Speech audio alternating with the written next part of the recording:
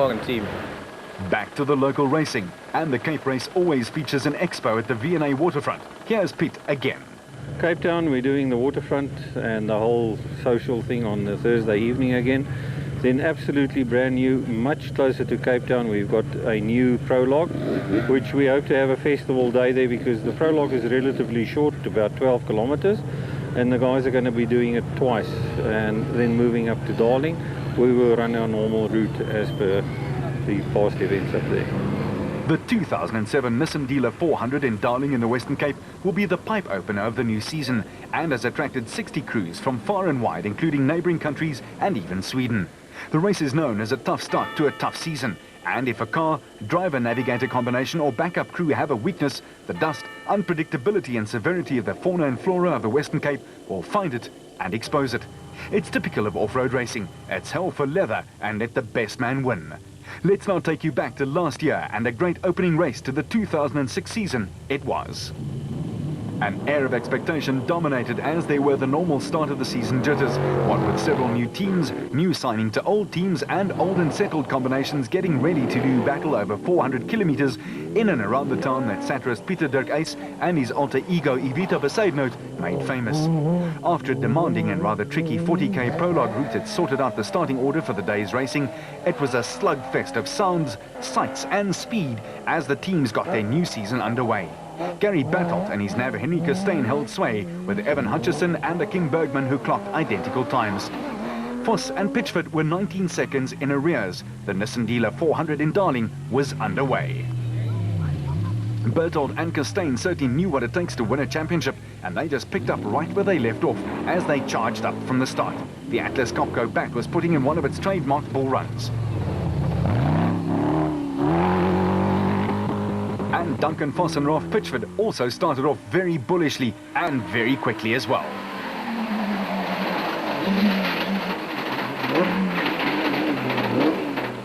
Another man who is well known for his bullocking runs is Hannes Grobler. The burly 51-year-old is still the only driver ever to have won the National Rally Championship and the National Off-Road Crown in one season way back in 1986, and all those years of experience was showing again in Darling. The Ford Racing Ranger team of Neil Woolwich and Kenny Scholthammer were trying out their SP car for the first time, and the signs were up. Men hard at work. Impressive, to say the least.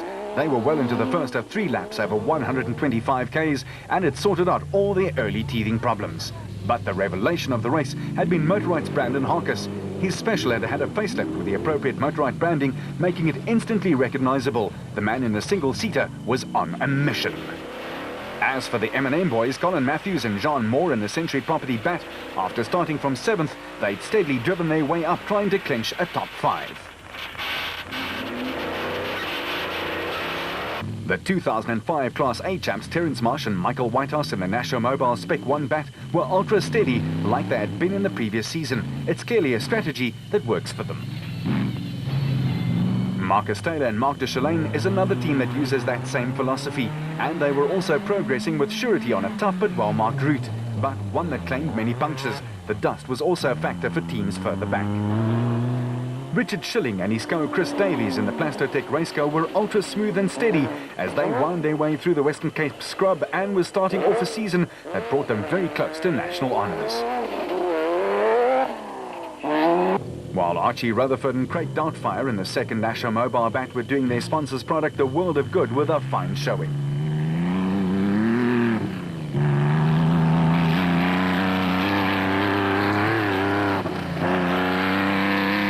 In the smaller Ford Ranger, Manfred Schroeder was as always Mr. Steady with a new co-driver Ward Huxtable next to him.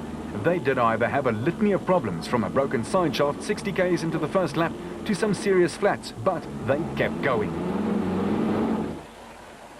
Jalpi Visser and Chris Bardnorst in their Tyco Trucks Toyota were chasing hard, but they were caught in no man's land, clocking more than 3.5 hours for the first 2 laps, while the front teams were logging 3 hours. Bez Besaidnout and Johan de Bruin had started off in the 14th place and had to contend with a fair amount of dust, but they combined well to pass a whole host of cars. Even though they battled a loose CV joint, their first and second laps over 250 Ks were super consistent.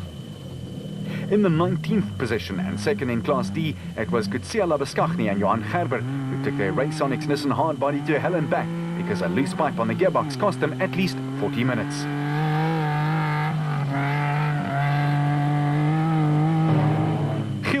and Johan Smallberger in the Bosel Truggy were firmly settled just outside the top 10, but could just not quite break in.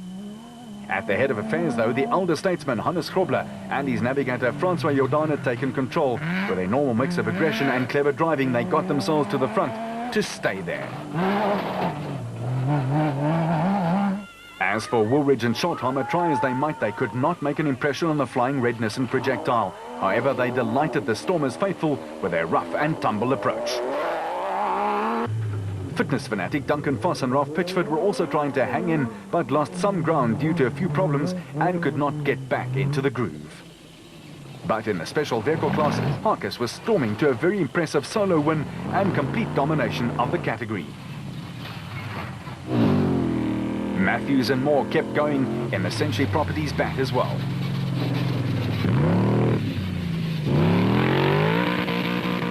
Talking bats, the Nasho Mobile bat, ably piloted by Class A champ Terence Marsh and his co-driver Michael Whitehouse, doing a fine job. They were in second in class and fourth overall, but were losing out to Harkes.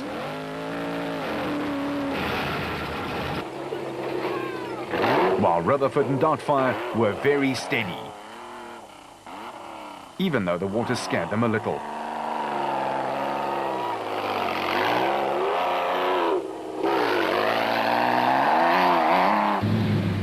And talking steady, there are very few people as steady as Manfred Schroeder, as well as his brand new co-driver, Ward Huxtable. The peace and quiet of the Darling countryside is probably still a little off-centre because the Tyco Trucks Toyota of Chris Visser and Jaapie Badenhorst still sounded like $1 million after pounding in the loose sand and the heat, while their Denko lads were pointing the way. On the day, lots of overheating problems for many teams, and then to make matters worse, the Raysonic boys were firmly stuck to the delight of the throng of spectators. The Brains just scooted by. And lots of teams were finding that the first event of 06 was a good way to find out whether everything was in fine working order or not. Mostly, it was. Bevan Bertolt and Robin Houghton were enjoying themselves in their first outing together. However, they lost some time in the dust, but as they said at the start, all they wanted was some points for a solid finish. James Kennelly in the second Atlas Copco was also still right in the thick of things.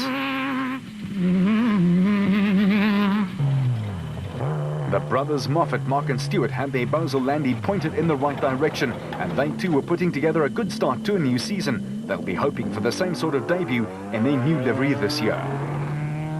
But this will be the one thing the drivers and backup crew will hope not to see too much of this year: the dust. It settles into the most unlikely places, makes visibility a hassle, and grinds working parts to a complete pulp.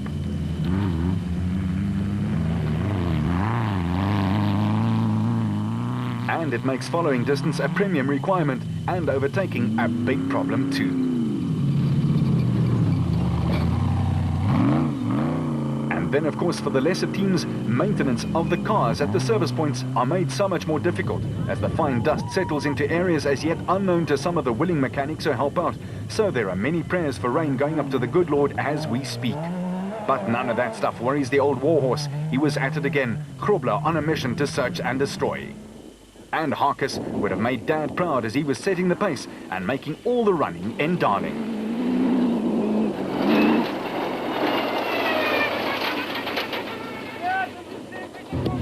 While Woolridge and Schottheimer were hanging in for dear life after a good debut for the Ford Racing Ranger in the SP class, they were third overall and second in class.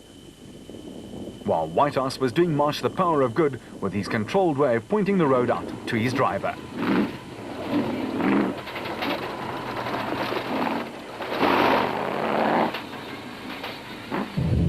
Foss and Pitchford fought on valiantly in the second Nissan. And this certainly was a case of waking up the neighbours.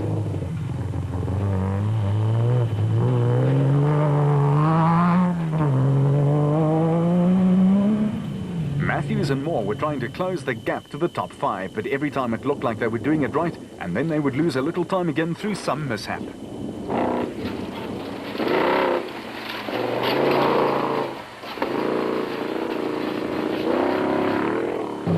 The Leo Conix Caloi Chev with John Moore and Ashley Thorne aboard also put together a solid last loop of 125 k's to get up the order quite a long way. But on the last lap, some cars were almost completely anonymous. Were it not for a diligent mechanic, he used his cleaning materials and his head to make the number visible. And the terrain in Darling should also not be written off as easy. The soft sand, undulations and hard ups and downs is a strain on any suspension. Even the fabled special vehicles take strain here. So nursing a car through the first 2 laps is paramount to your survival out there.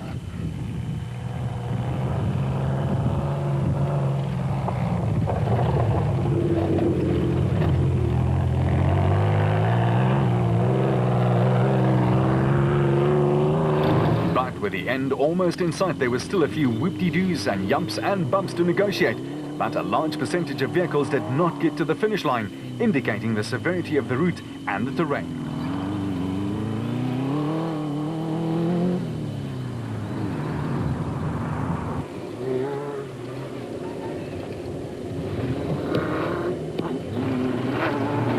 Meanwhile, Kennelly was flying towards the end despite 1 or 2 problems that slowed him. With another Toyota, that of Brian Martin and Oki Fourie, right up in the top 15, it made the score 3 for Toyota, 2 for Nissan, marking a season-long battle in the manufacturer's trophy, which was eventually won by Toyota, largely the contribution of their privateers, such as Chris Visser and the like, who performed consistently in each outing.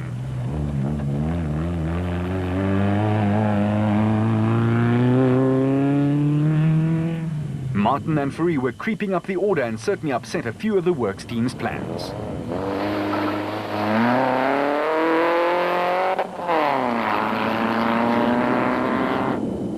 The off-road faithful were out in their droves as the expo at the V&A waterfront had attracted many folks to Darling to watch the passing parade. But this one wasn't passing so quickly. Nick Gosler and Richard Carolyn in the Kopanang Hotel race car were 16th and 2nd in Class S.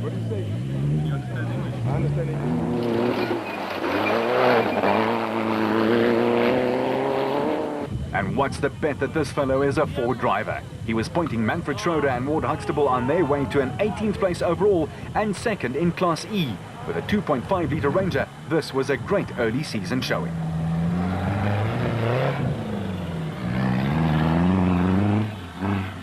While the Raconics lads were due to change their livery soon after this, which also changed their season and brought them a fine year's racing. Whatever the case may have been a year ago, though, there were some men there 12 months ago who will relish the chance to go back there and get their own back on the Cape's punishing route, its dust and heat.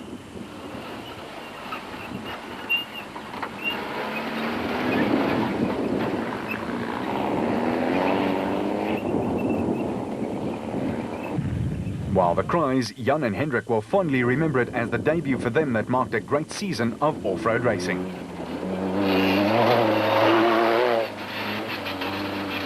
This year again, there will be new combinations of drivers and navigators, new pit crew and new sponsors, and again they have to lock in, click into place, and make things work from the get-go. That's just how off-road racing works.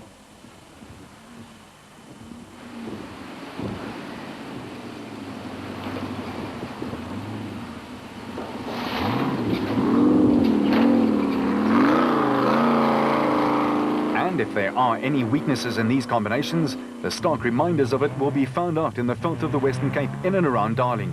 Out there, there's no place to hide.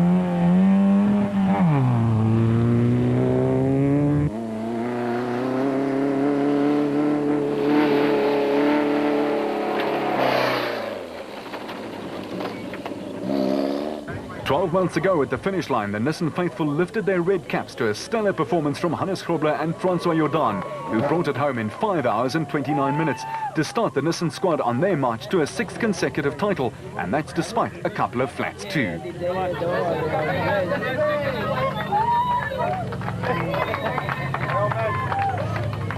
And coming home with a drive of his life and surprisingly just more than a minute behind the Navara, it was Brandon Harkis who stunned friend and foe with his phenomenal drive.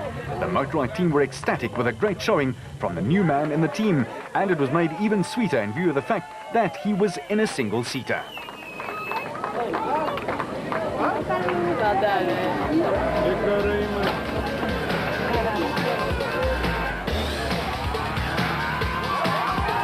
So, who will spray the champagne in 2007? The Nissan Dealer 400 has its prologue at the Dirt and Dust Park close to Durbanville on the 16th of March, and then the procession sets off for Darling for the next day's racing proper. We hope to see you there. Until then, you keep it on the road, we'll keep it off-road.